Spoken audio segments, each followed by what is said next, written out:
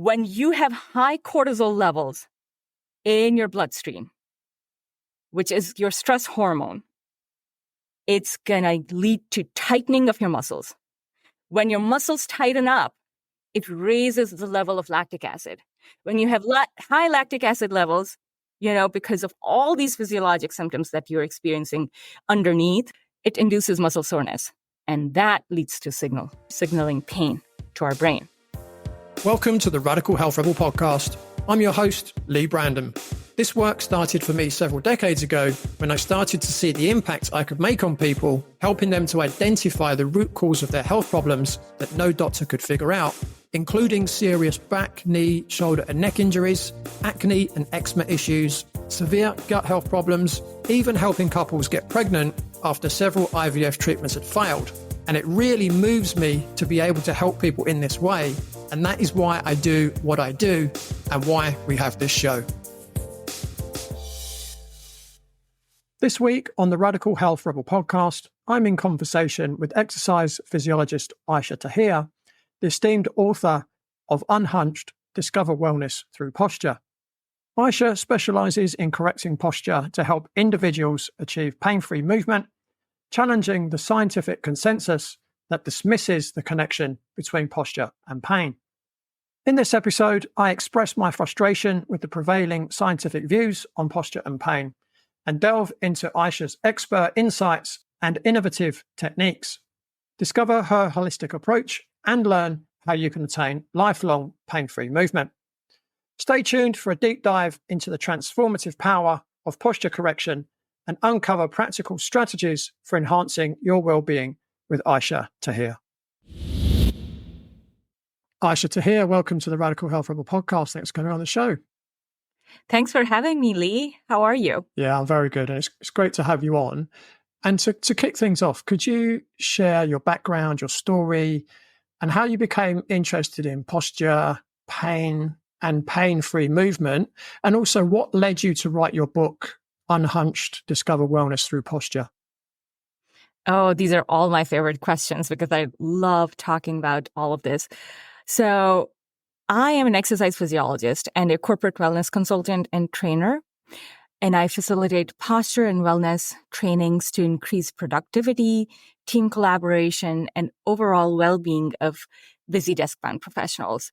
So this whole journey that got me to this point of becoming an exercise physiologist and working in this field has been very, very personal for me because getting active and improving my posture was a way for me to overcome my lower back pain and sciatica, which I had when I was working as a computer programmer. So being an exercise physiologist is my second act. And the way it all started was that one day I just woke up to a burning pain going down my left leg, like outer left leg. And as soon as I tried to, put my foot down, get out of bed, put my foot down, I couldn't feel my foot. So my foot was totally numb. My left foot was totally numb. So that took me to ER where doctors, performed all the detailed testing and nothing was coming up. At the end of the day, the doctor came to me and they're like, you have sciatica. So this is sciatic pain, which is radiating down. And one of the symptoms of it can be numbness in the foot. And after they took a lot of history and stuff, and they're like, well, you're young, you're healthy. Otherwise, it has to do with your sedentary lifestyle. And of course, I was working as a computer programmer. I was working like 12 to 14-hour days. And I was glued to my seat, And this particular episode of sciatica was right after a big project I had just finished up. So it totally made sense. So at first, I took the traditional route, which the doctors suggested, and it was all well and good. The only thing is it was always temporary. After 6 to 8 weeks, I would be back where I was starting. And I'm like, no, I don't want to live like this. So I started researching solutions for pain-free living. I started really learning about anatomy. I'm a nerd. I love science, any kind of science. So I'm like, I'm going to learn about body. I want to learn about how our body works. There has to be a way to get rid of this pain for good. And, I don't want to be destined to live with this pain forever, because it was debilitating. Like, when I used to have sciatic episodes, it was like I couldn't walk. And it really hurt. Like, my lower back really hurt. I couldn't sit. I couldn't walk. The only thing that really helped me was like, okay, standing up. So it took me about 3 years to find like a system that helped me relieve my pain for good. The first step that I took was I joined a gym. Mm-hmm. And I started going regularly. Like, I started with 30-minute just cardio intervals on machines at the gym. And then, in a couple of months, I started feeling better. My body started responding to exercise. And I was like, oh, I'm onto something over here. So I started increasing my time at the gym. I started incorporating strength training, and all of this I'm doing based off of my self-study, right? Mm-hmm. So then I started making friends at the gym, and my friends started inviting me to these group exercise classes. They're like, oh, you would love that. Like, we always see you over here on the machines. You should try like some aerobic classes. And I started with the old, I say old school step classes. Mm-hmm. And then a friend introduced me to spinning classes. And I was hooked. And not only that, I was pain freely. And there are a couple of other things as I was learning about all of this, and I was going through this kind of transformation of my own. I also realized that I was breathing better. My digestion had improved. Not only was I losing weight, but I was losing weight in the right places. Like my waistline shrank. And not that I was a very, I wasn't heavy or big to begin with, but I became like, my health became optimal. My body fat percentage really improved, right? So my friends and family members are like, in a year, they started asking me, oh, so what have you been up to? Like, we can see it that you're feeling better, and, your body has transformed. So what's going on? So they wanted to be in on the secret. And I was like, hey, I have just changed my work style and lifestyle. In the meantime, I had already asked my manager that I want to take breaks during workday. And I was taking like 10-minute walking breaks every hour, because I told her that because I couldn't just stand still for 8 hours a day too at my desk station. So I had already told her that I had incorporated. So I started guiding other people, my friends and family members, through this whole change that I had incorporated for myself. And in doing so, I realized that it's not just the musculoskeletal system that's responsible for our pain, but all the physiologic systems were involved, including the respiratory system, our digestion, circulatory system. And it's like a bidirectional relationship of these systems with musculoskeletal pain and with our musculoskeletal system, because when you have poor posture, it leads to poor respiration, digestion, and circulation, and the other way around. Yeah. Right? Yeah. So that was a big revelation for me. It was like, oh, it's all connected system. So the more I started helping people, the more I started realizing this is what I want to do. I don't want to be stuck behind computer forever. I mean, I loved my job. Really, I had the best team I used to work with and everything, but I was enjoying just helping people with that so much. I am like, okay, I need to learn more about this. I went back to school. And I joined Concordia University of Chicago. I started my master's program there, and I got my degree in Master's of Exercise Physiology. So with that, now I had a big, solid, like, science background too. I had my own experience.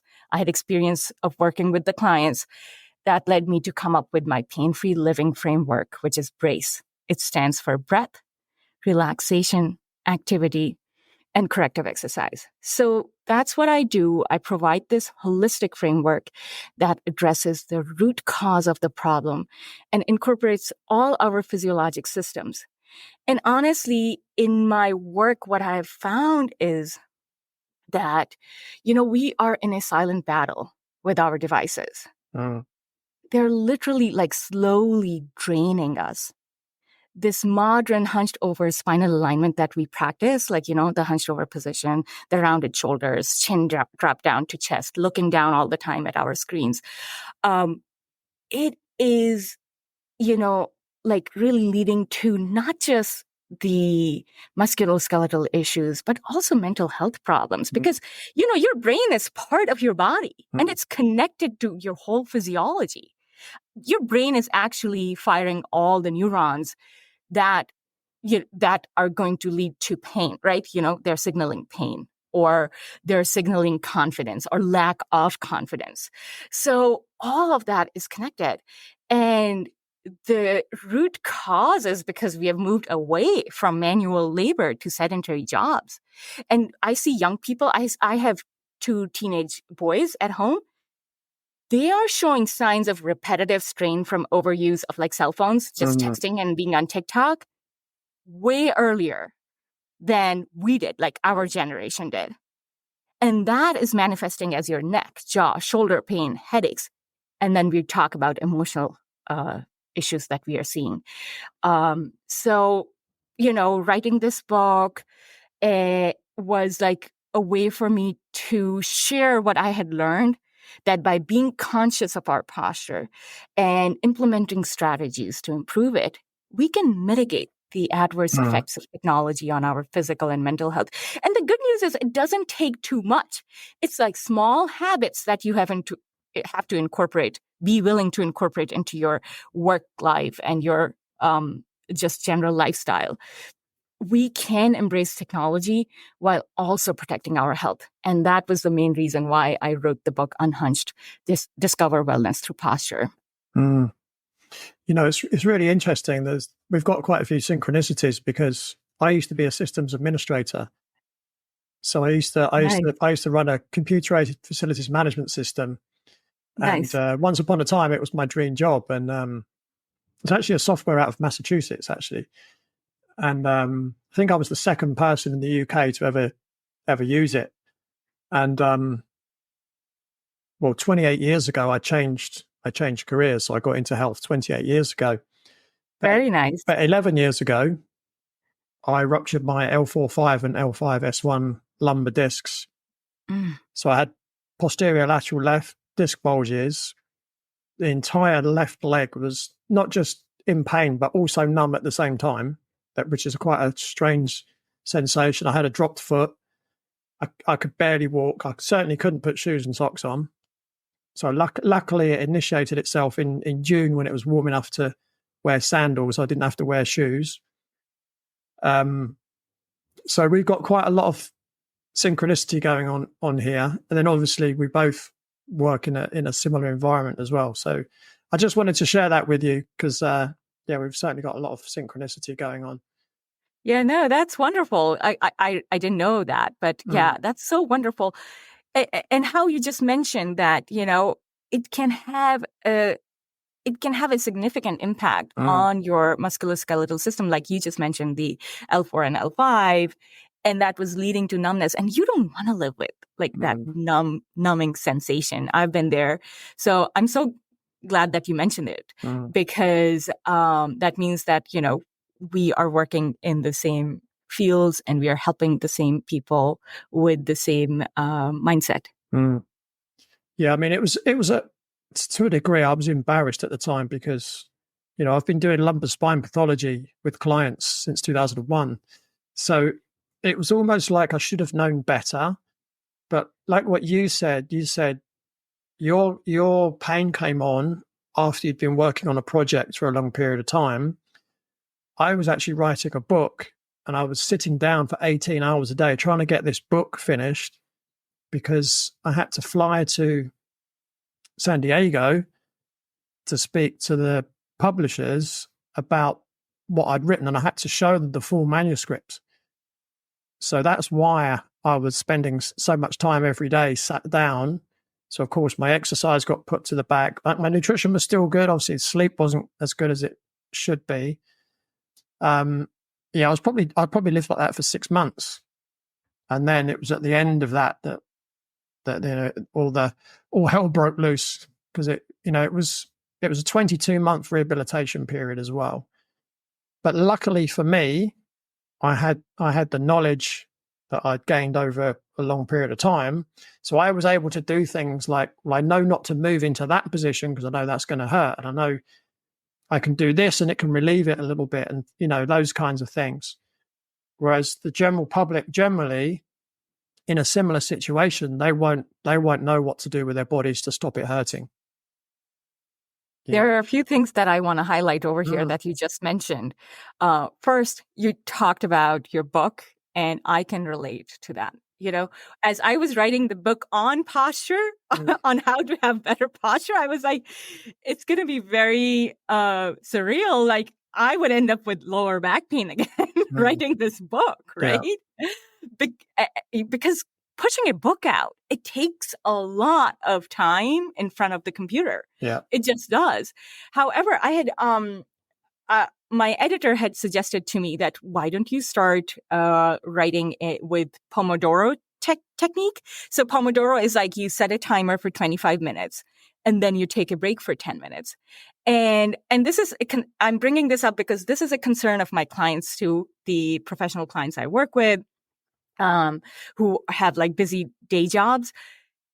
And what happened was, at first I was like to the editor, hey, when I'm in the flow, I don't want to disrupt my flow, right? I want to be able to just pour everything out on the Word document as I'm writing. And he's like, no, but you know what? Your brain is still going to be subconsciously working on the manuscript, even when you step away from it. However, now when you come back to it, you're going to have fresh legs, fresh arms, fresh hands, and a fresh brain. And you might even come up with a new idea, like, of how you're going to put your words together. And I'm like, okay, I'm going to give it a try, right? So I did. And that saved me from having the lower back pain. But for the first initial 2 months, I was in the same boat as you. I was like, I'm going to start having issues, because what's happening is, like, when you're sitting in a slouched position, it leads to muscle imbalances, right? And we're talking about the upper cross syndrome and lower cross syndrome. And for your audience, upper cross syndrome all that means is that a couple of sets of your muscles become too tight and a couple of sets of your muscles become too weak.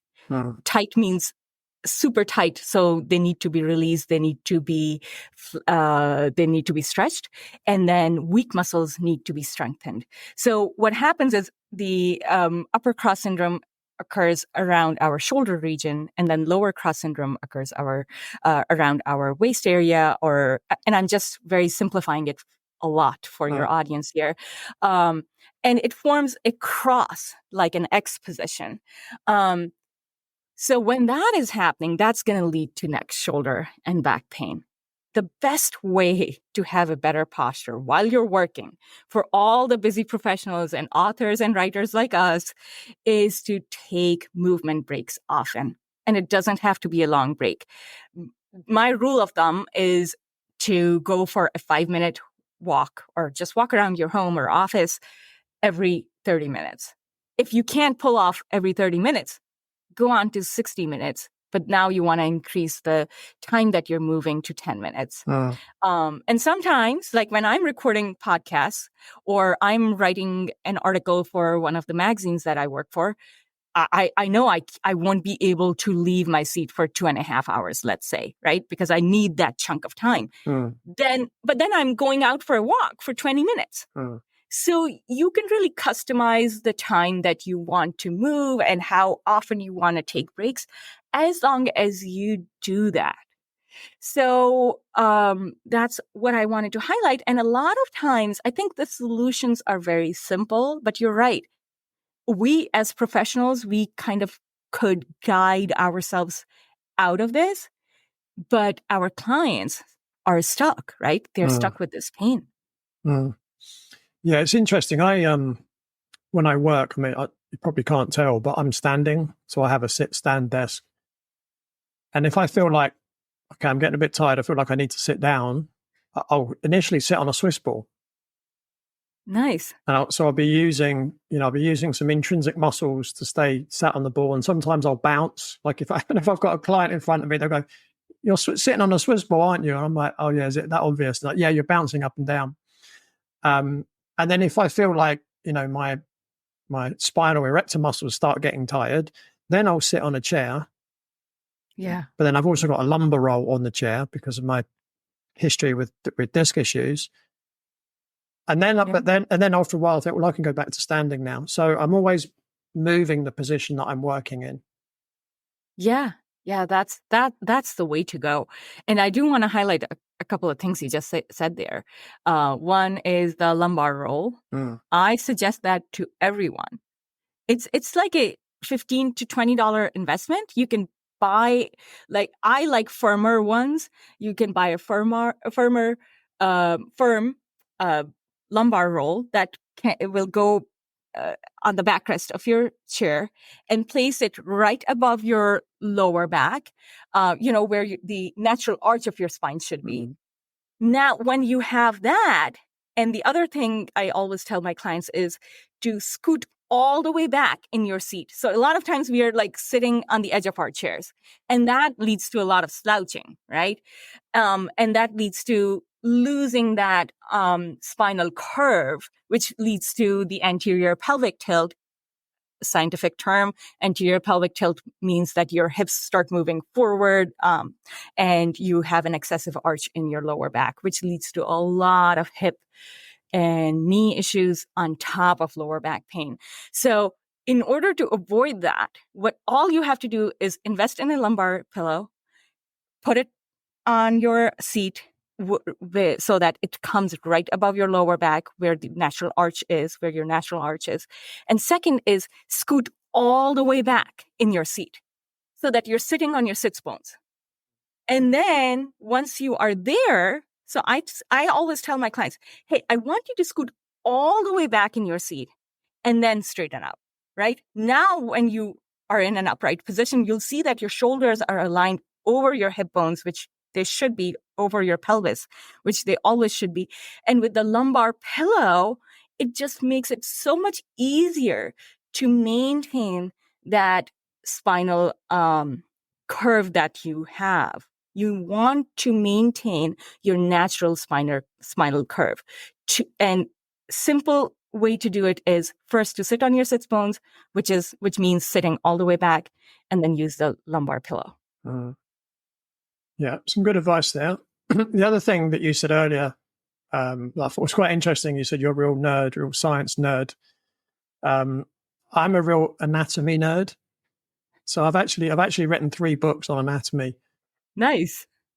So and when I teach for the Czech Institute, a lot of the students know me as the kind of anatomy guy because I often take a lot of the online anatomy sessions. It's just a real passion of mine, and I feel that it's very difficult to do the job that we do if you don't have, a very, very solid understanding of human anatomy. Because in my experience, I've come across quite a lot of professionals in our field that don't have a particularly good grasp of anatomy. And I think, well, how can you possibly know what you're doing if you don't really understand the anatomy? Yeah, you're so right. I agree on that, that you do need a solid base of anatomy and physiology both in order to help your clients.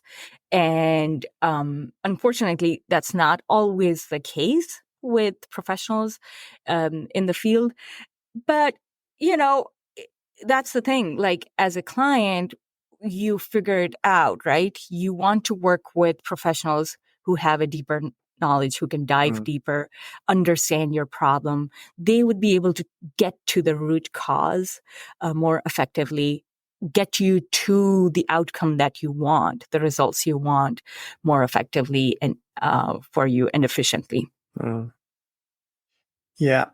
So before we kind of dive a little bit deeper into the subject of posture, I think this would be a good time, perhaps, if you could give us your definition of what posture actually is. 42-year-old Chris came to see me whilst training for his first marathon. Initially, Chris wanted manual therapy on his calf muscles, which were taking a pounding from his long runs. I did recommend to Chris several times that he really needed a full exercise, nutrition and lifestyle program so he could complete the marathon in the quickest time and to minimize his likelihood of injury. However, 6 weeks from his first race, Chris suffered a debilitating back injury that meant he was unable to walk and was devastated that all his hard work had gone down the drain.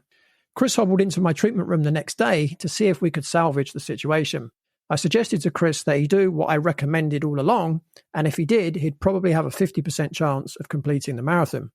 So I've gave Chris a full physical assessment and then devised a comprehensive exercise, nutrition and lifestyle program. And full credit to Chris, he gave it 100%, totally dedicating himself to the program. Days before the race, Chris came to see me for a final tune-up and to ask whether I thought he was ready for the race. I suggested he start the race, but to stop if he felt any back pain, as there will always be other races. I received a text message from Chris the afternoon of the race to say that he completed it in 3 hours 42 minutes and he had no pain and had little to no muscle soreness. Chris has since gone on to run multiple marathons in impressive times. So if you're suffering from back pain that's preventing you from doing something that you love, why not arrange a consultation with me at www.bodycheck.co.uk so I can show you what's causing the problem and how you can get back to performing at your best. Now, back to the podcast. That's a great place to start. So posture is, I call it our natural posture, which is comfortable for us, in which we move optimally without pain and we can carry on daily activities. Now that could be sitting, standing, moving, walking, riding your bike, paddleboarding, right? You're using all your core muscles when you're paddleboarding, so you need to have a good posture for that. So primarily what we are looking for is a good alignment that places least amount of gravitational stress on your body. And you might be like, okay, well, all I know about posture is my grandma or my mom nagging at me that stand up straight, why are you slouching, right? And she might be more concerned about your appearance than the gravitational forces. But it's worth noting that your grandma understood the benefits of proper posture, something that our generation is losing very, very fast. So what's happening is our gravitational pull is working on our bodies, just like it works on all the objects on this planet Earth, right? We know from Newton's law that when an apple ripens, it falls down to the ground from the tree because of the gravitational pull. So now that same force of gravity is working on our body. And all the musculoskeletal components of our body, like our bones, joints, ligaments, muscles, right? So we are always upright against the force of gravity. And I'm sure we have all felt the effects of gravitational pull, right? When you are biking up the hill. Why does riding up the hill becomes harder? Because of the increased gravitational pull. Carrying a heavy backpack. Why do you slouch forward or lean forward? It's the gravitational pull. Now it's an increased amount of gravitational pull on your body. So you have all felt it. You just might not be able to associate it with gravitational pull at that time. So what's happening is when you're in a slouch position, your center of mass or center of gravity, which is an imaginary point right around our navel area for most of us, that moves forward. And when our center of mass moves forward, the amount of gravitational pull that is working on our musculoskeletal system, it increases. So the force of gravity increases, just like riding uphill, just like carrying that backpack. Imagine you're doing that subconsciously because now you're hunched over. But when we have an upright and open, expansive posture where our head is aligned over our spine, shoulders are stacked above our pelvis or hips, and then our feet are falling right under our hip bones. In that position, the amount of gravitational pull that your body is experiencing, it's the least amount of, it's placing the least amount of stress on our musculoskeletal system. So that is what good posture is. And I do want to highlight something that a lot of times good posture is mistaken for a rigid body position, right? As if you are a cadet. And that's not what we are aiming for. It's a natural posture unique to every person's body. It's unique to every person. We have certain guidelines, right? When I'm working with my clients, of course, there are general guidelines that I just told you, right? Head aligned over the spine and all of that. But, you're probably taller than me, Lee, right? And you way different than me. Your bone structure might be different than me. So I can't expect both of us to have the same posture. There are going to be certain differences. And then the history comes in for adult clients too, right? Have you had injuries before? Maybe you have scar tissue, right? So your natural posture, which is going to be optimal to your body, is totally different than mine. And that's why you need to work with a specialist who can actually help you with this. Whenever I introduce myself as an exercise physiologist and I am going to talk about posture, especially when I'm presenting workshops or keynotes, people tend to just sit straight and, stand straight in a stiff robotic position. And I'm like, all of a sudden, the whole audience is like robots, right? and guess what? They can hold that for 5 minutes because that's not your natural posture. Your natural posture is going to be very unique to you. And it's a position in which you have optimal flexibility and optimal strength throughout your body. And that is going to lead to the least amount of strain on your muscles and ligaments. And that's going to lead to best biomechanics for you, no matter what you're doing. You're sitting, standing at your desk, you are riding a bike, you are, on a boat, whatever you're doing. If you're a runner like me, you're running. That is what we are looking for. But it's going to be unique for each and every one of us. Yeah, that's really good explanation. I quite like, there's a couple of definitions. The first one is definitely Moshe Feldenkrais, who says that posture is the position from which movement begins and ends. Oh, that's wonderful. Yes. Thanks for reminding that. And then I believe it's Feldenkrais. I might be wrong on this one, so don't hold me to it. But optimal posture is the position from which the body moves most efficiently. Yes. So biomechanics, yeah. Your optimal and efficient biomechanics are involved there. Exactly. Yeah, I quite like those two definitions, but I also like yours as well. That was good. Thank you.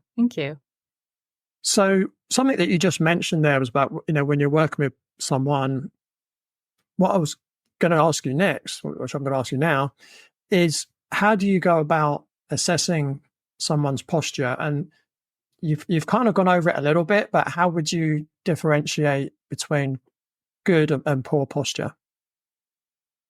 So that is key to having ownership of your posture. And that's why I always want to share this. Like, I love sharing about how you can assess your posture. It's pretty simple. There are a couple of tests that I recommend to assess your posture.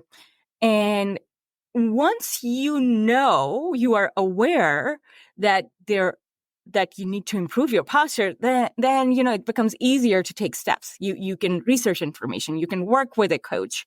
You can work with a physical therapist and get to a better posture if you don't have it. That's why assessment is so important. It's so key. And you can do it at your home by yourself, like on your own. You don't need anyone. So here are the two ways to do it. First is to take a picture of yourself in front view and then in side view. Just stand like you would naturally stand and ask a friend, or maybe you can even use your selfie mode, right? With the timer on, and take a picture of yourself from the front and one standing sideways. So now in the front view, you're going to try to notice a few landmarks, which are your earlobes, your shoulders, your hips, and your feet. And in the front view, we are looking for your earlobes to be at the same height. Your shoulders should be leveled, hips leveled horizontally as well, and your feet pointing forward and evenly touching the ground with all four corners. Okay, so I highly recommend doing this barefoot. Sometimes like black socks would work if the background is light, like your floor is light.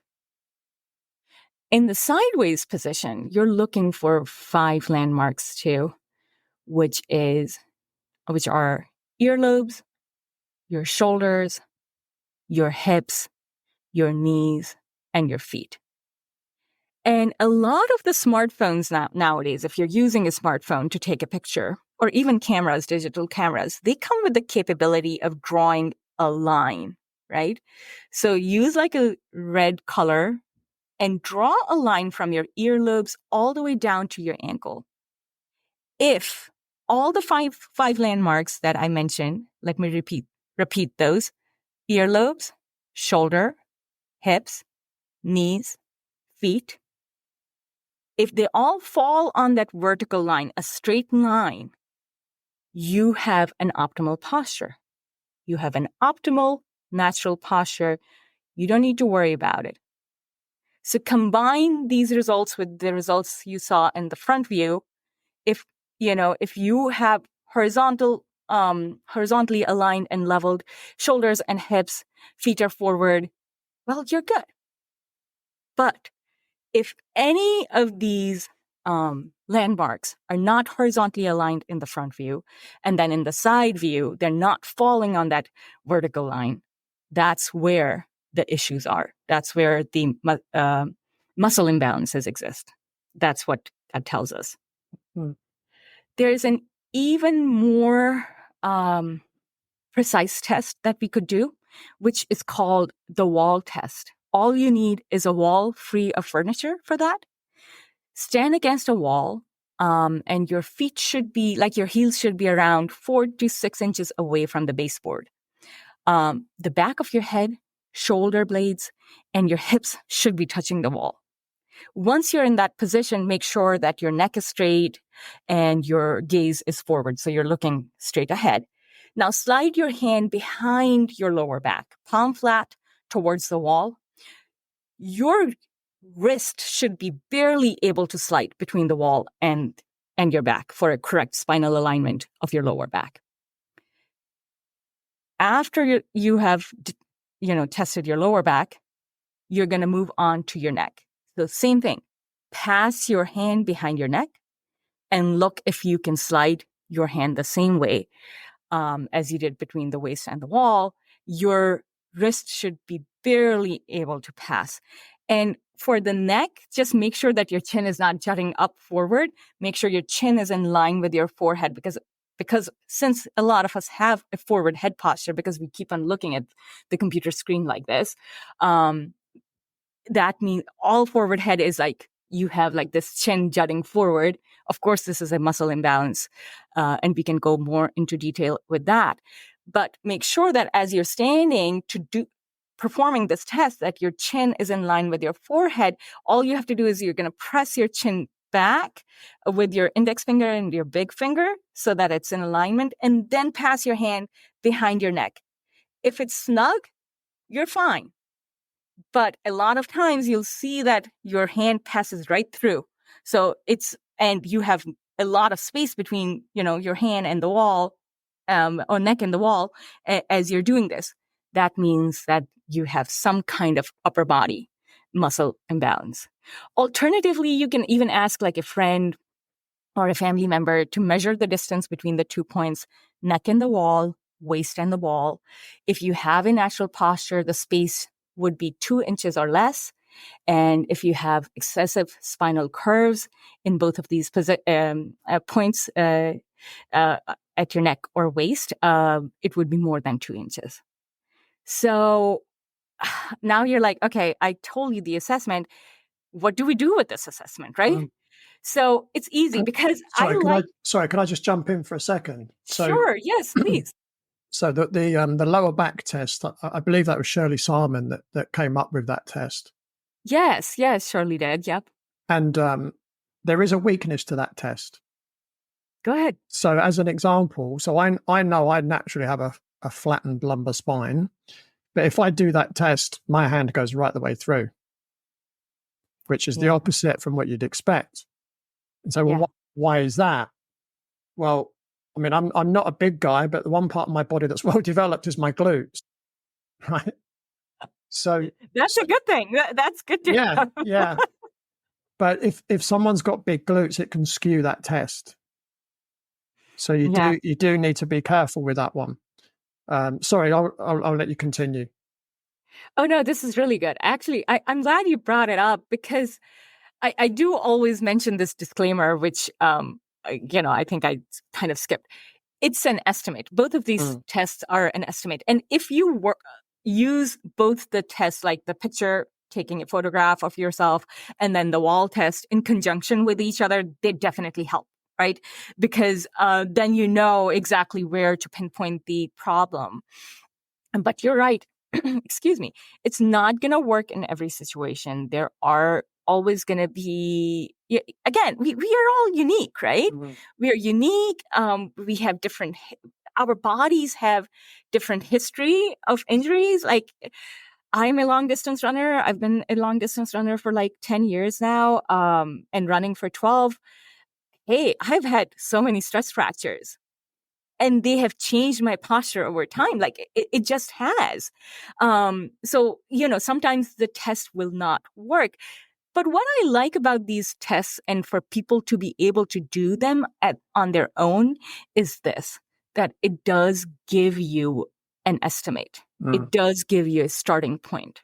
It's not going to be perfect till you go to a performance lab. That's the truth. You have to be at a performance lab to be able to a human performance lab to be able to actually get it like 99% accurate.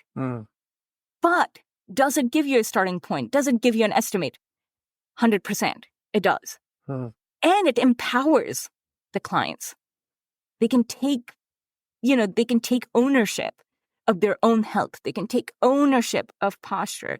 And the reason I like wall test is also because it can also act as posture correction exercise. Because if you have a very large distance between your lower back and the wall, how can you correct it? You need to brace your core. So you're going to brace your core muscles, like tighten your abdominal muscles, pulling them towards your spine. That would reduce the distance between the wall and your lower back. And that's what you can practice. You can just go, when you take a movement break, go stand against a wall in your office and practice that for a couple of minutes. Second thing is your chin. With the forward head posture, it's easy to correct. It's a correction exercise, the chin retraction exercise that I just mentioned during the test. Index finger and your big finger, just press your chin back, down and back, so that now it's in line with your forehead. And when that's the case, you automatically have less distance between your neck and the wall. So that's why I really love these posture assessment tools. Yeah. Yeah, and you was going to go on to say, once you've done the assessment, what's next? Yeah, so this is next. Like, use it as a tool to correct your posture too. Yeah. Gotcha. Yeah. Just so that, obviously, the way that I work with people, it takes me about, and again, I know there's a lot of people that criticize the way that I work. So I spend about 4 hours assessing someone biomechanically. Yeah. So things like lumbar curvature, thoracic curvature, that you mentioned the pelvis, so talking about the iliac crests, the shoulders. So I'm literally measuring them with specific patented tools so that I know exactly. So, yeah, of course, if someone's doing something at home, they don't have that, right? But when I'm measuring someone, I know exactly what their measurements are. Now, again, if someone came in on Monday and I measured them, even without doing any exercise, if they came on the Tuesday, the likelihood is it's going to be different, right? Yes. So obviously you have to bear that in mind. But again, as you were kind of saying, it gives me a starting point. Absolutely. And, it's enabled me to, help so many people by being able to, okay, so I know they've got this posture. And then obviously there's more assessment. So, I know exactly which muscles are tight. I know exactly which joints are tight as well that need mobilizing. So it becomes a very tailored focus. It's like a laser guided focus. Right. I know it. I know I need to get them to mobilize their T4 and their T5 thoracic vertebra, which is going to help them with their forward head posture, as an example. Yeah. Yeah. No, that says a lot about the power you give to your clients and how you're working. So how you're focused on your client's well-being, like your coaching, that's really a huge, almost like a perk, a benefit to your client, that you are taking so much time to really pinpoint exactly where that muscle imbalance is, right? So that tells me that you're really, really taking good care of your clients. And ideally, when you're working with a professional, you want that. You should have that. Yeah. So I'm so glad to hear that. Yeah, it's interesting as well. It's just reminded me of another story. I'm going back quite a few, maybe 10 years ago or so, and I was contacted by a young lady. She was actually studying at the New York School of Performing Arts. Oh, yeah, nice. So she was studying acting and all kinds of dancing, and she was getting Pilates and Alexander technique and Feldenkrais. So it was a real holistic approach to everything that she was doing. But her teachers kept telling her she's got an anterior pelvic tilt, so she had a lower cross syndrome, right? So what we would call to the general public a Donald Duck posture. Yes. Right. Yes. So it's obviously, your backside kind of sticks out. So she said, but they keep giving me exercises, but they keep coming back to me and saying, well, you're obviously not doing the exercises because they're not working. And she's saying, no, I am doing them. So she was actually English, and she was coming back home. I think it was maybe a Christmas time or something. Got it. So she said, can I come and see you? So I said, yeah, no problem. So she came in to see me, and she came in with her mother, and she stood on my plumb line. So I'm assessing her posture from the side. And I just looked over at her mum and I said, she doesn't have a lower cross syndrome. And I said, but, I was just literally looking at her, and I said, but look, listen, it could be wrong. Once I get my inclinometers on her spine, it might tell me a different story. But I said, it looks like, and I've seen thousands of people, right? And I said to her, wait until I measure. So I measured her lumbar spine, and it was extremely flat. So it was something like 0 degrees of extension from T12L1 to L5S1. Wow. So, we generally say that ideal is somewhere between 30 and 35 degrees. Yeah. So she had a very, very flat lumbar spine, and she said to me, well, why would they tell me I've got a lower cross syndrome? And I said, well, you do a lot of dancing, right? And she said, yeah. And I said, you've got very well developed glutes, right? Yeah. And I said, for an untrained eye, it would be very easy to make that mistake that you've got a lower cross syndrome. Actually, you've got the complete opposite, which is called a layered syndrome. Yeah. So you're stretching the wrong muscles, and you're strengthening the wrong muscles as well. Exactly. So she has posterior pelvic tilt, which is the opposite of anterior pelvic tilt. Yeah. But you're right. When you're testing a client, a lot of times to the naked eye, you it can be deceiving, right? So whoever, like the coaches, like the dancing coaches or the instructors, they were working with her, it's easy to misdiagnose. But that's where, coaches like you come in, who are professional, who are going to take that time, spend that time with your clients, and really get down to exactly what's going on. What's the root cause, exactly which joints are involved, which muscles are involved, and how to correct it. Yeah. Yeah. Something that I'd really like to get your opinion on, actually, and I kind of alluded to it just now. There's a lot of information coming out in the scientific papers around pain, right? Pain science. Yeah. And it seems to be the consensus now that posture has absolutely no influence on pain. Right now, I have my strong views based on 23 years of doing this work. I'm just wondering if whether you have any particular view on that.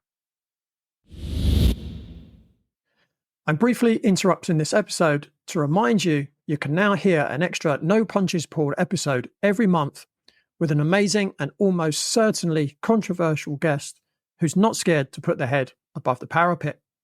These guests are exposing lies and corruption, sharing their stories of being gaslit or cancelled for telling the truth, and offering real-world solutions to achieving optimal health and maintaining freedom amidst increasing censorship and restrictive regulations. These are the types of episodes I started producing back in 2022, for which I was cancelled on Facebook, Twitter, YouTube, and deplatformed from LinkedIn. These additional episodes are for subscribers only. For the equivalent of one takeaway coffee per month, you can now become a paid subscriber and receive exclusive access to content the authorities do not want you to hear. I really hope you can support the podcast to help it continue, and also to help me bring you even better, more controversial, educational, and inspiring guests. Subscribing to the Radical Health Rebel podcast is a much more productive investment than supporting organizations that feed you lies, propaganda, and predictive programming like TV licensing, cable, satellite, and major film streaming services. Subscribing to the Radical Health Rebel podcast to receive premium content couldn't be simpler. Just go to the show notes, click on support the show, and follow the instructions. In fact, why not do it right now? And once you've subscribed, come straight back and listen to the rest of the episode. For the equivalent of just one takeaway coffee per month, let's rebel against the mainstream narrative and create a healthier, fairer, and freer world together. Thanks for listening and for your support. I do. I don't agree with the research that's coming out. Again, the subset that they're taking, that could be skewed. I mean, a lot of times people are self-reporting the results. There's a lot going on in the research field too that could be not always giving us 100% accurate results. And we all know that. But what I see when I talk about pain and its connection to posture, here's what I talk about. I bring in stress here because we are all stressed out. Because stress can present as worry, fear, sadness, overwhelm, anxiety. We have seen depression. And a physiologic symptom of it is pain. Believe it or not, your pain is because of all the stress. And that stress is physical too, right? Because of the muscle tension. Muscle tension is physical. Where is muscle tension coming from? Holding your body in a hunched over position. That's your posture. So that's the connection. But what's happening is stress adversely affects your nervous system. We all know this. Science is not debating that. And then our nervous system is where all of our nerves are. So the way our nerves are now communicating with the rest of our body, including our muscles and joints, well, it's going to be affected with the stress. So when stress levels are high, that could be due to work deadlines, shortage of staff. That's what I see normally when I'm working with busy professionals, sometimes even coworker relationships, right? And then what's happening is a signal travels from your brain to your nerves to protect you. Now, this is interesting. I think when I present this in my workshops, people love this part. So what's happening is now you're going in this protective mode. Your brain has created this imagined threat because of the stress, whatever the cause of stress is, that is your threat. And it's prompting your body to go into survival mode because your brain, all your primal brain knows is that we have to protect this body. Now, it activates your hypervigilant sympathetic system of your autonomic nervous system. Mm-hmm. So there are two branches, sympathetic and parasympathetic. For simplicity's sake, sympathetic is your active system. It's your protective system. Your parasympathetic is your calming system. That's when you're calm, you rest, you digest. So now your sympathetic system is, hyperactive, in action. It's trying to protect you against that email sitting in your inbox. It's trying to protect you against that deadline because it's responding to the mental images of future and perceived threats, as if you're running from a saber-toothed tiger. So what's happening is physiologically, you're going into, we commonly call it fight or flight mode, right? This sympathetic overdrive, it's fight or flight mode. Physiologically, inside your body, what's happening? Your breathing rate increases. It almost doubles up. Your heart rate is high. In the subjects that we have studied, we have found that normally we see like their heart rate is around 120 beats per minute. Wow. That's the heart rate I have when I'm going out on my zone 2 aerobic run, right? And they are just typing at their computer screens. Mm. And they're not aware of these physiologic changes when they're under stress and typing in a hunched over position. Their blood pressure rises. That leads to reduced blood flow to your organs.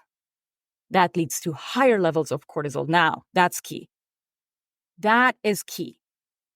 When you have high cortisol levels in your bloodstream, which is your stress hormone, it's going to lead to tightening of your muscles. When your muscles tighten up, it raises the level of lactic acid.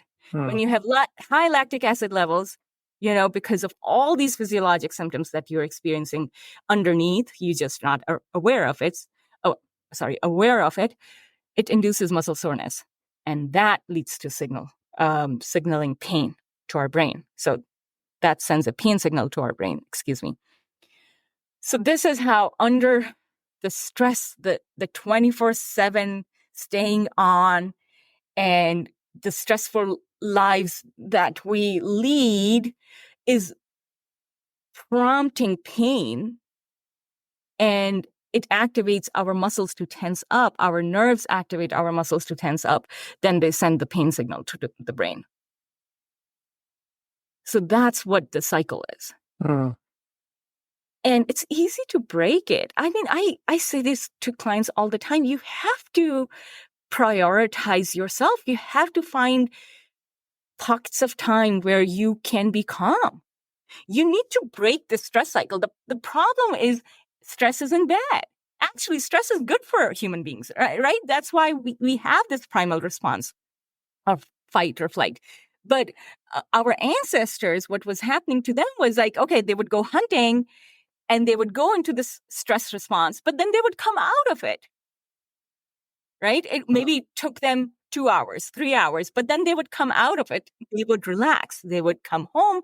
They would, cook food, eat food, have time with their families, and then go to sleep. Like they would come out of it. My clients, they can't sleep at night. They have poor sleep. Guess what? They're staying in this sympathetic response, even when they're going to bed.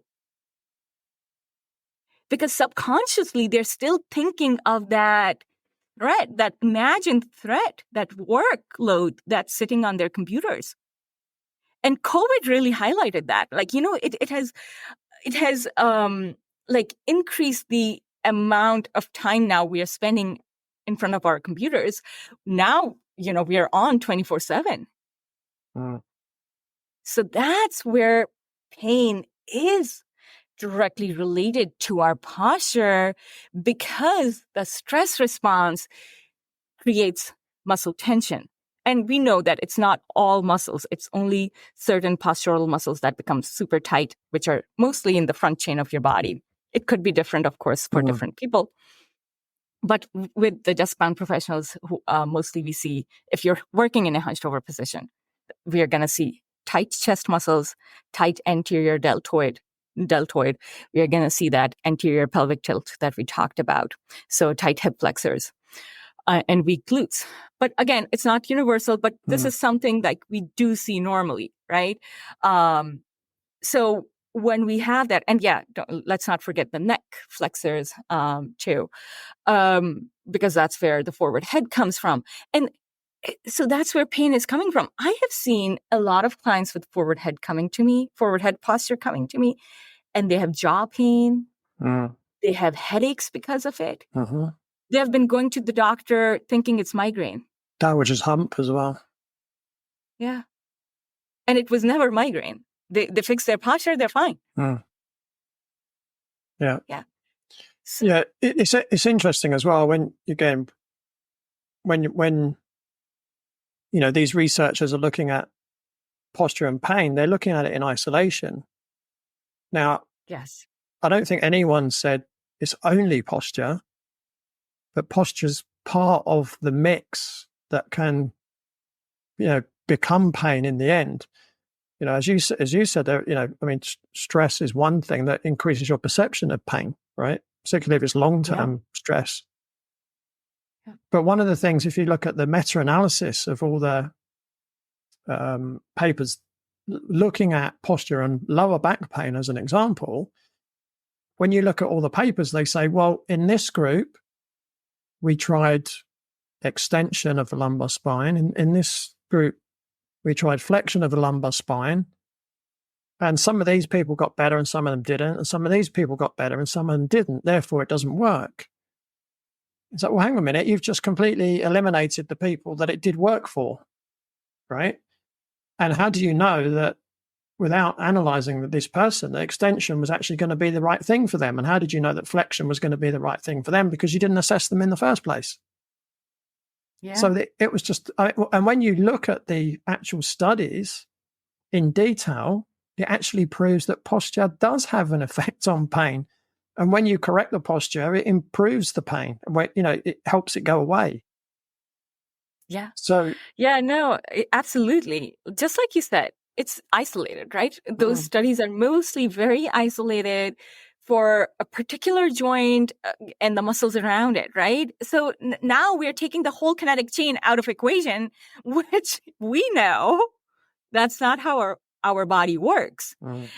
And it also depends on how you define posture. So I define it as how you are holding your body long term, right? If you're holding your body, which a lot of us are doing at this, moment in time, is if you're holding your body in a hunched over position, whether you're driving, you're sitting on a couch watching TV, you are working on a computer, right, at your desk. If you are sitting for 8 to 12 hours like this during the day, well, that will become your posture, right? Yeah. It is going to lead to pain. So it really depends on how are you defining posture now? Are you defining the posture of a person that they hold for probably less than an hour a day? Right? So there are a lot of things that are going on. But again, as far as scientific research studies are concerned, I think we are improving. We are improving the way we study posture and its impact on our biomechanics and movement and pain. And things are changing. It's just that we are just so trained to work a certain way as scientists that change is going to be slow. Yeah, I think the other weakness of the research is the lack of skill in terms of correcting a posture anyway. So they will say, we gave someone this exercise, three sets of 10 repetitions. Well, what kind of muscle fibers were you trying to work on, right? Because a lot of the time, we know it's the slow twitch, the tonic fibers that actually need the work. Well, 3 sets of 10, depending on the tempo, but the tempo is never even mentioned, right? You need a lot of time and attention to really condition those muscle fibers, but they don't seem to understand that, right? So even the processes that they're using are very flawed, that they're using to prove that there's no link between posture and pain. Yeah. But the other thing that we talk about a lot at the Czech Institute is that we call it physiological load. I think the general community call it allostatic load. So it's the amount of stress that someone's under, and you've mentioned stress, but stress comes in so many different forms. It could be nutritional stress, it could be emotional stress, it could be thermic stress, it could be financial stress, it could be relationship stress, and they all summate in the body, right? So unless you take all that into consideration as well in these studies, the studies are not particularly valid. But then if you look at it from a more simplistic point of view, and I think the shoulder joint is a really good one to use as an analogy. So again, as you've mentioned, upper cross syndrome, quite often the front of the shoulders are tight. I often see pec minors are very tight on people pulling the shoulders forward. Well, if you think the head of the humerus, so the top of the arm is like a ball, right? It's a ball and socket joint. Well, if you're moving your arm in lots of different directions, particularly if you're moving at speed, if everything on the front of the shoulder is now tight, so you could have pec minor, the anterior capsule is going to be tight, you've got subscapularis muscle, you've got the anterior deltoid. If they're all tight, what do you think is going on in the back? Well, they're going to be stretched, right? Yeah, They're going to be under, yep. They're going to be under constant tension because they're trying to hold the shoulder in the right position. Yeah. And now you're adding movement, and if you're using speed at the same time or high load, what you're doing to the joint is you're loading it with excessive. It could be compression, it could be torsion, it could be shear. So you're putting excessive physical force through a joint because of poor posture. How can you possibly think that couldn't play a role in pain at some point?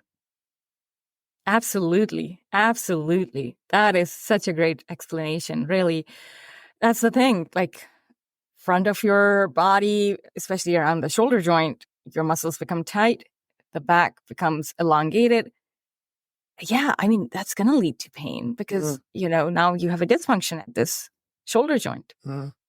Yeah. And as you said, that it's not just one physiologic system that we should be looking at when we are talking about pain and posture or the relationship of the two, because, that was the biggest thing I came to conclude as I was working on myself, and then I was working with my family and friends, that it's not just one physiologic system. You are also talking about breathing. When you're sitting in a hunched over position, you're compressing all the organs that are in your abdominal cavity. Mm-hmm. So we're talking about diaphragm.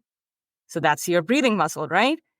You can't, your diaphragm can't expand fully if you're sitting in a hunched over position. It, according to a study, it decreases our oxygen intake by 30%. Just because you don't have proper posture while you're working at your desk. Simple as that.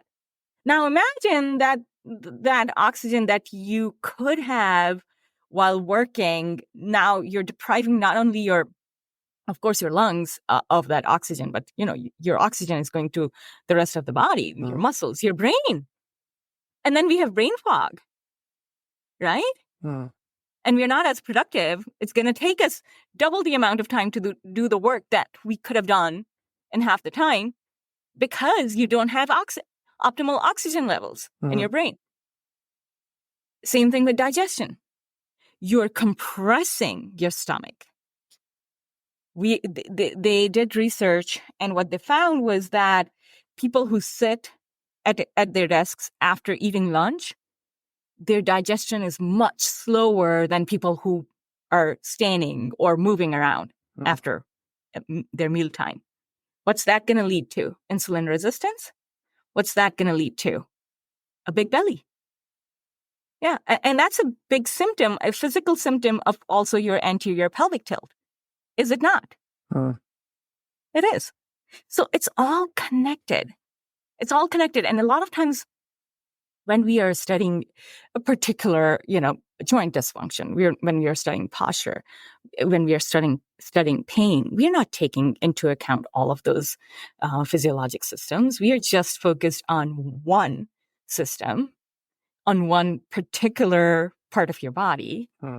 And as you said about the exercise too, it's not just, well, I love corrective exercises, and they are a big part of correcting your posture. But hey, you also need to incorporate your zone 2 training 2 times a week. You also need to have regular strength training, 2 to 3 times a week on top of it. You're not going to correct your posture with just those exercises.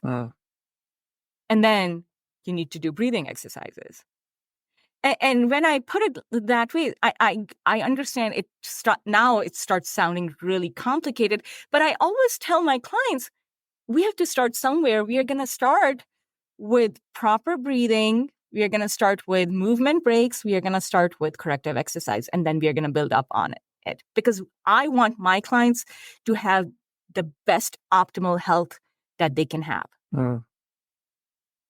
Yeah, I actually often say to my clients, look, this is your corrective exercise program.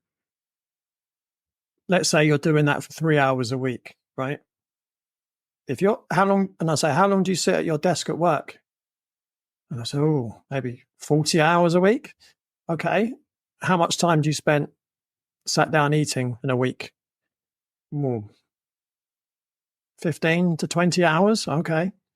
How much time do you spend sat down on a sofa, maybe watching TV or reading a book? Another 40 hours. Right. Okay. So I wasn't adding that up, but let's say it comes to 100 hours a week, right? If you're sitting with poor posture for 100 hours a week, then you're doing corrective exercise for 3 hours a week. Which one do you think is going to win? Right. And I say that because I'm trying to make them realize it's not just about the corrective exercise, it's how they hold themselves all the time. Yes. So just having little cues, and I often, if they're at work, I say, get some kind of alarm on your computer or whatever you're using, maybe every hour, just to say, right, check your posture, check your breathing. Right, take 10 deep breaths. Maybe just adjust your seating position, or if you're walking to the gym, make sure you're just holding your shoulders back gently. Just little tips, because it's obvious, isn't it? If you've got poor posture all of the time, apart from when you're doing your exercises, the exercises actually are not going to reverse that. No, they're in conjunction with the rest of what you're doing throughout the day. So you put it wonderfully. And I'm so glad that you recommend that to your clients. My clients have 2 sticky notes on their computer screens. And one of the sticky notes says move, and the other sticky note says breathe. So they remember to take the movement and breathing breaks. So yeah, that's amazing that you are guiding your clients that way too. So the next question I've got for you, and again, this is another area that I work with quite closely as well, and I've again written a book on this as well. But can you explain how poor posture is connected to our energy system, in particular at the chakras? Amina was a 32-year-old personal trainer and mother of 3 when she came to see me. Amina, whilst training to run a marathon, experienced lower back pain and sciatica. Amina's back pain meant that she couldn't run without pain and had completed her last marathon in a disappointing time for her. Amina wanted to complete a half marathon in under 1 hour 50 minutes, eliminate her back pain, and get back to running full-distance marathons. I devised a corrective exercise program for Amina to realign her postural imbalances and help improve her stability, which she completed for 30 minutes a day, 5 days a week. After working with me for a few months, Amina completed a half marathon in 1 hour 45 minutes, beating her target time by 5 minutes, and now she has no lower back pain or sciatica. Amina has since gone on to complete several full-distance marathons, finishing with good times. If you'd like to achieve similar results to Amina, you can contact me at www.bodycheck.co.uk to secure your consultation. Now, back to the podcast. Ooh, let's talk about that. Yes, I'm a big fan of our chakras, and I'm a yoga instructor too, and I teach yoga classes. And I didn't realize it till I was in the thick of it myself when I had sciatica. One of the things that was also happening in my life at that time was, and I know people are going to be like, no, that's not connected, but it is, was that I wasn't getting promoted. I was the hardest working employee in my company, but I was in the same position that I had been for 2 years. And I was like, what is going on? Right? So a lot of times people make the connection between posture and pain, or posture and, muscle imbalances or injuries. But we have a hard time making connection between posture and our emotional health. And believe it or not, but an unhunched posture is your key to higher confidence and low stress reactivity. And I'm going to go deeper into that. Because what's happening is when we have an expansive, open posture, which is our optimal posture, which is how we should be optimally aligned, with an open chest, head aligned over your head, over your spine, it changes your physiology. Your hormone levels, which promote confidence and power, they rise. Now we are talking about testosterone. Testosterone is your power hormone. And I don't know about you guys. I don't know about you, but I am a big fan of TED Talks. And I know a lot of people listen to it. So Dr. Amy Cuddy from Harvard Business School, she's a social scientist, and she has done a lot of research on how posture impacts our energy systems within, our feelings, our behavior. And she has done specifically study on hormone levels. And then a lot of other scientists came after her who have also studied this. And they've all come up with the same conclusion that an open, properly aligned body, right, in an upright posture leads to higher levels of testosterone. And not only that, but lower levels of cortisol. So now, if you have an aligned body, you have dominant feelings of power and confidence. And when we look at the students and subjects who have submissive body posture, which is very similar to how we hold our bodies when we are working at our desks, rounded shoulders, chin dropped down to your chest, and elbows or wrists are lifted. All of these, what is it saying? If you look at someone holding that posture, what is it saying about you? That you're trying to protect yourself. You're trying to protect your heart. So physiologically, what's happening within you is this reversal of those hormones. What does that mean? Lower levels of testosterone. So now your confidence, power hormone drops in your bloodstream, and cortisol levels rise. And we talked about cortisol like a few minutes ago, right? Like, because you are in that protective mode. Like, literally, physiologically, you're trying to protect yourself. When you're holding your body in this position, not only is an indication that you are actually trying to protect your heart. You are literally physiologically, your body underneath is protecting you with that high cortisol levels and lower testosterone levels. And when that happens, now you will have low self-esteem. I mean, I really, honestly, I've worked with a lot of professionals who are there and they're struggling. Like, they're like, oh, we can't get our next pay raise whenever I go to my year-end review. Like, I'm struggling. Like, I don't know what's going on. Because holding your body in this position means you are protecting yourself. You're closing your heart chakra. So having an optimal posture is your key to success. Is your key to having high confidence. When you have a higher confidence, it changes your mindset, period. And I tell this to every single, like this next line that I'm going to say, I say this to everybody. The heaviest weight you're ever going to lift is your mind. And you can make it easy on yourself by correcting your posture. That is going to give you a boost of confidence here. And it will reflect in the way you sit, stand, talk to people. That would change not only your mindset right here, but how you're being perceived. I have a whole keynote on body language for success. And I go really deep into how this confidence is working on your mindset and mindset of others who are interacting with you. Right? So these hormones, plus, as we talked before, the lack of oxygen, when you have that closed posture, that leads to energy blockage. And you can undo it. I mean, you can undo it. Next time you have, like, for all of your listeners who have a high stakes situation and need like a boost of confidence, I always tell them to hold a power pose for 2 minutes, like stand tall in an expansive posture. Like, imagine you're a superhero.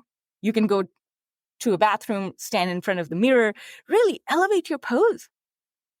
Hands reaching up to the ceiling, or maybe hands on your waist. Open your chest, open your heart. That will give you a hormonal boost to be more confident. Your muscular states are related to your body's emotions. Now,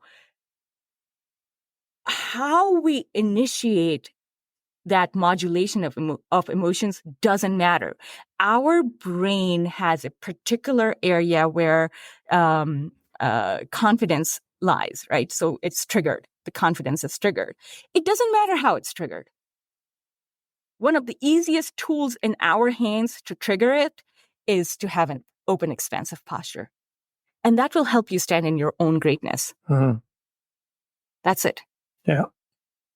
Yeah. The other thing, if you've got that upper cross syndrome, it's also going to shut down the solar plexus as well, which is your self-power, self-will, right?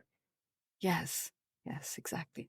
Yeah. One of the ways in which I look at the chakra system, specifically when we talk about pain, is sometimes you might have someone, and yet they might have a postural dysfunction that might be related to the pain that they're in, but sometimes it can be that the root cause of the pain is actually to make them aware of something in their life.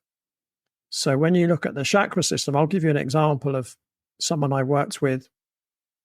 She had lower back pain and neck pain on her left side. So using the chakra system, so lower back, that's kind of first and second chakra. Fifth chakra, which is to do with communication. Now, obviously, neck pain can drive lower back pain can potentially drive neck pain. So when I first met her, I just started asking questions. So neck pain, left side, I was thinking, mate, does she have an issue with her mother? Right? So when we first met in the first consultation, I said to her, I'm just curious, how do you get on with your mother? She said, oh, don't talk to me about her. She doesn't love me. She's never loved me since I was a kid. We don't get on. We haven't spoken for years. And this went on and on and on. And I thought, okay, that's really interesting. So I had 4 days with her. So I was in California. She was from Hawaii. She'd flown in. And what I did for those 4 days, yes, I did the physical assessment, and yes, I, went through her nutrition, did all that. But I spent most of the time teaching her nonviolent communication skills so that she could go back home and basically have it out with her mum, tell her how she felt, etc. And yeah, I gave her some stretches. I gave her some exercises to do. I think I gave her something like 3 stretches and 3 exercises, nothing major. But she went home with all these communication skills. And about 6 months later, I get a letter and I can see it's from Hawaii. And I thought, oh, I know who that's from. And I open it up and it was something along the lines of, I can't thank you enough. Not only is my neck and lower back pain gone, my relationship with my mother is amazing. Now we see each other every day. Wonderful. Right. Wonderful. Yeah. So yeah, that's what you want for your clients, right? Yeah. And it pours into every aspect of our life. I'm so glad you brought up relationships, because how you're feeling within, and it shows in your body language, of course, and your posture is a big aspect of it. Well, that's going to also pour into your relationships. Yeah. So good. Oh, that's so good. I mean, one of my favorite books I've ever read is called The Gift of Pain. I don't know if you're familiar with that book. I'm not. You have to read it. It is amazing.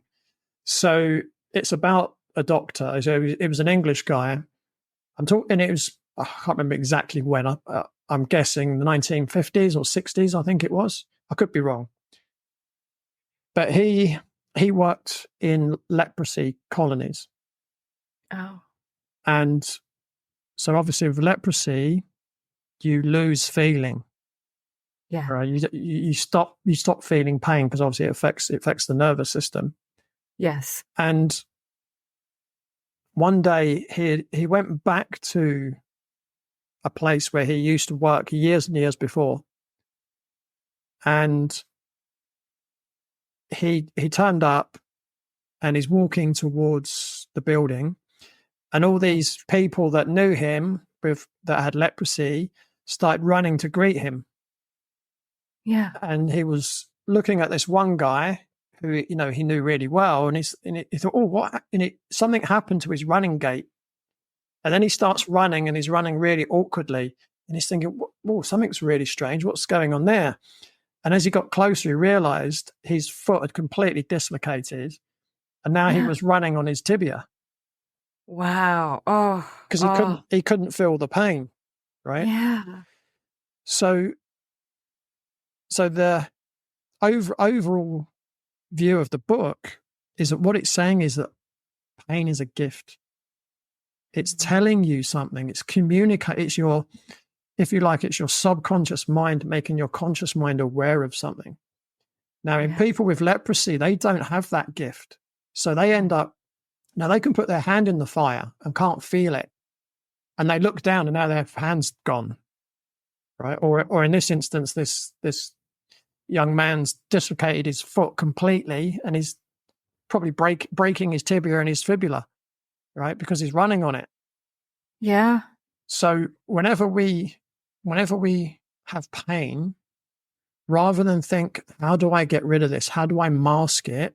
Think, what is my body trying to tell me? That is wonderful. So true. Pain is a signal from your body or your brain to communicate to you that something is off. Something is off within your body. And you just put it beautifully, like with the mention of the book, that it's a gift. It's a gift, but listen to your body. I think that's one of the other things that I do highlight when I'm working with my clients or in my workshops and keynotes. we are losing touch with our body. We are not in touch with our body anymore because of all these digital devices around us. Like, we are literally losing connection and awareness of our bodies. We're not grounded anymore. And you would relate to that with the chakra system. The fact that we spend so much time in chairs and seats and not sitting on the ground, or, as a yoga instructor, when I tell my clients to go into the deep squat, a lot of them can't do it. Their heels lift up. And we know that there's a whole dorsiflexion issue over there, but I'm not going to go deep into that. But the fact that we are moving away from, we're not grounded, we are moving away from the Mother Earth.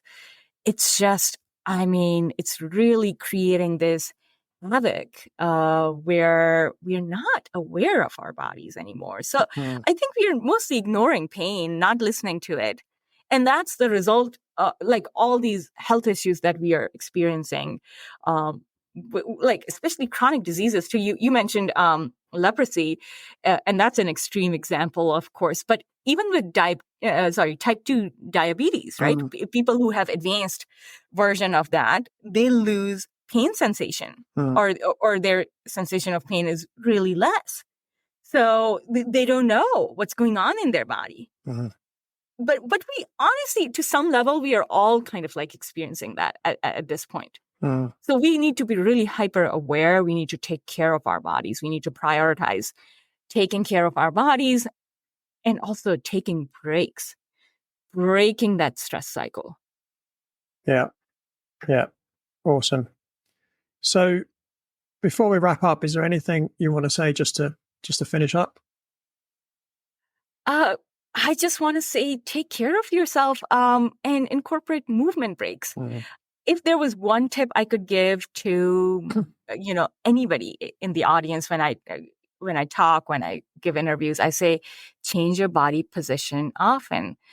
You want to vary your body position often, because what's happening is when you're holding your body in one position for a prolonged period of time, that's what's going to lead to all that muscle tension, muscle imbalances, that over time, it's going to lead to an injury if not taken care of. So, vary your body position, take movement breaks. Not only is that good for your physical health, it's good for your mental health too, because movement is key, right? That's going to deliver more oxygen. That's going to improve your circulation. That's going to lead to better metabolism. You're gonna lose weight. You're gonna look great. You're gonna feel great. That's it. That would be my one message to everybody. Awesome. Yeah, it's a great way to finish up. And what's next for you, Aesha? What's next? Oh my gosh. Well, I have tons of like corporate workshops scheduled for fall, and I'm excited about like just offering these range of like valuable tools, like free posture guide, ergonomic resources, blog posts. I have a podcast of my own. It's a corporate wellness podcast called 9 to 5 Wellness. And I also have a posture exercise video library that you can all access on unhunchedposture.com. So, just working on people's posture and metabolic health is what excites me as an exercise physiologist, and I just can't have enough of it. So thank you for having me on your show. Oh, it's been great. And where can people buy your book?